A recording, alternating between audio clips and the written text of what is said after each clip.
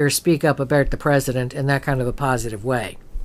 It's usually the army way or no way. Well, the Black Seal guy was at a point of no return.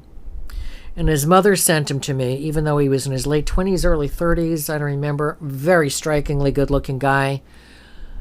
Being around him, I asked to be surrounded by angels because I had a feeling of what I was going to run into, even though I had worked with other people who were in special forces, who were coming for spiritual answers and answers about karma and would they be killed in another lifetime even though it was a war situation. Really good questions that these people had from listening to my shows and watching a TV show I had at the time. This guy came reluctantly. He came basically to shut his mother up. He couldn't sit down. He was a hyped up wreck of a being. There's no way that he could even think about gracious, much less behave gracious, because unfortunately and tragically, despite his mother's prayers, he had learned to love killing. And souls like that don't get it from one lifetime. They get it from many lifetimes of being soldiers and killers. He couldn't wait to get back out because he had hired himself out as a mercenary, was making over $1 million a year that he would admit to. I wrote a number down on the page and he said, "How the hell could you possibly know that?" I said, "How could I possibly know the other things I've told you?" So, and I said, "But sadly, you're not going to live long enough to have a life to enjoy it. So I hope your mother's your beneficiary." He couldn't relate to women. He wouldn't even consider the concept of prayer. And he decided there was no such thing as a God because God wouldn't allow war. I said, God didn't create war. Humans did. Whatever they're called on other planets. God created peace. God created balance. It's too much testosterone that creates war. People loving power, loving the title of king or queen or president or whatever. When you look around the world, even tribal warfare is wanting power over others. And then they run to the mosque or they run to church or they run to the synagogue and they claim they're praying. They don't know the concept. Because they want power for themselves. They don't want peace on earth. They don't want peaceful communities where children are raised in homes with loving parents and brothers and sisters and grandparents and go to school and learn and be educated. They want everybody to stay inside, pay them money, the children to be ignorant. They want to drag the boys out when they're 6 and 7 years old to become soldiers or little mini bombs to go into a market and blow themselves up. You think that's God? Do you think that's prayer?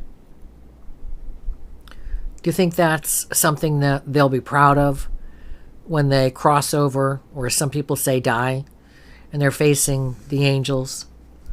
Think they're going to say, "You know how many people I killed? How many points do I get for that?" You don't get points, my children, you get demerits.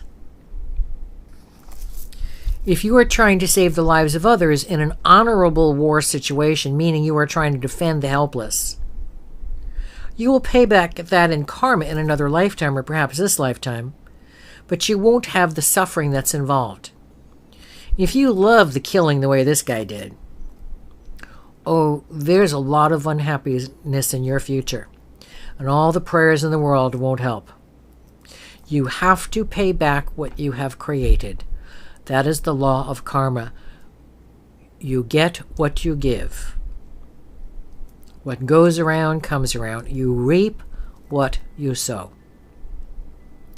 Now in prayer, you should be asking for things that are honorable. Not that your next door neighbor drops dead. Not that your ex-husband has a car accident and winds up with all broken legs and arms and hanging from a roof. That's evil. You should be praying that your neighbor gets better, that his or her behavior becomes enlightened, Stop seeking retribution, because that is not prayer. It will not even be accepted as a concept of prayer by the angels who oversee prayers, by the different aspects of God that you're asking to hear your prayers. It gets closed off. It's like suddenly you're dumbstruck. The words leave your mouth or your mind and they get frozen. Ask for your ex-person, husband, wife, who's being cruel to you, to become enlightened, so that cruelty is no longer a concept that they consider.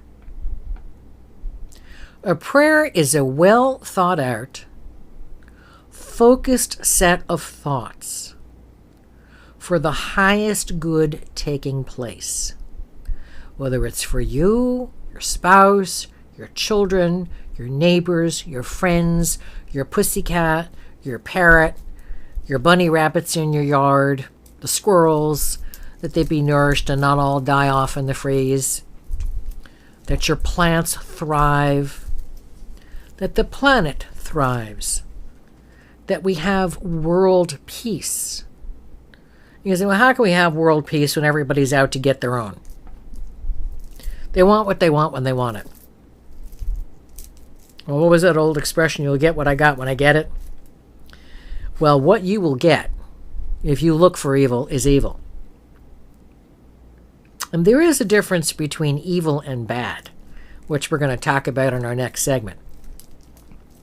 And I will be explaining people who place curses on others, and why it works certain times and why it doesn't work certain times.